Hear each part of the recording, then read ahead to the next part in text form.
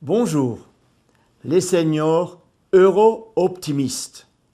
En tant que président national du parti politique de l'UES, le Parti des seniors, je vous fais part de ma vision concernant les élections européennes du 26 mai 2019. Comment se présente cette élection?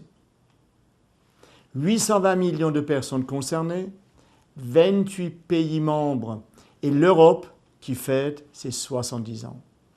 Le rôle du Conseil de l'Europe est de veiller à la défense des droits de l'homme et de la femme, de la démocratie et de favoriser le progrès économique et social en s'intéressant à tous les domaines de la vie courante. Le constat en France: 33 listes se présentent à vos suffrages. L'UES ne figure pas dans ces 33 listes. Le financement minimum s'élevant à 1 million d'euros.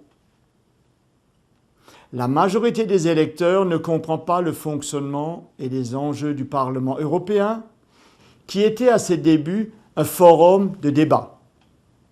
Traité après traité, il a évolué avec une extension importante de ses pouvoirs.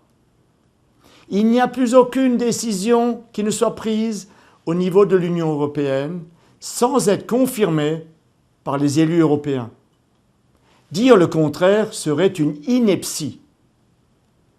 La campagne électorale pour les européennes.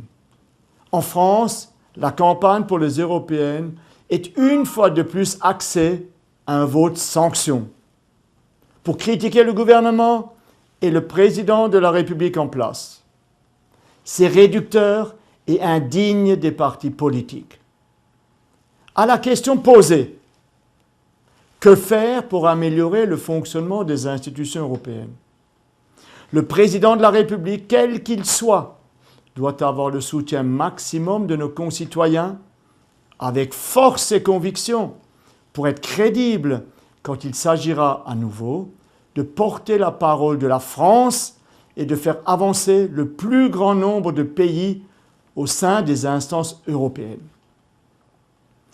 La participation lors de ces dernières élections tournait malheureusement autour de 40%. Montrons la force de notre pays à tous les pays engagés dans l'Europe par une massive participation au vote du 26 mai. Le désamour envers l'Europe d'une grande partie des électeurs est parfois compréhensible. Mais cela ne doit pas faire voter négativement contre l'Europe en donnant prioritairement leur voix à des partis d'extrême droite ou de gauche nationalistes et populistes qui promettent un avenir meilleur en sortant de l'Europe. Nos voisins anglais en sont la preuve.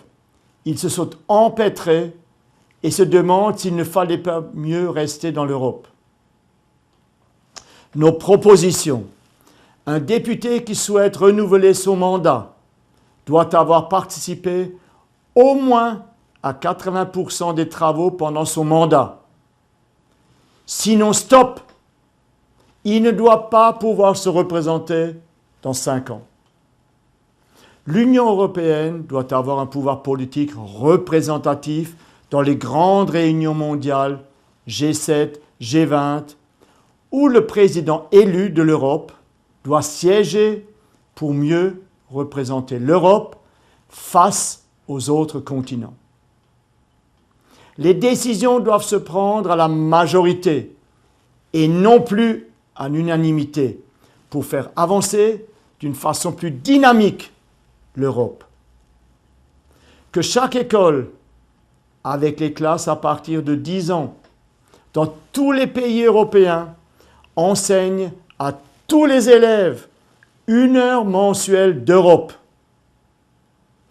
En conclusion, l'Europe doit avancer grâce à l'union des 28 pays qui la composent. C'est notre force face aux dangers extérieurs, en termes d'économie, d'écologie, de solidarité et de justice sociale. Nous irons aux urnes avec optimisme en tant qu'Européens convaincus pour améliorer l'Europe. Je vous remercie.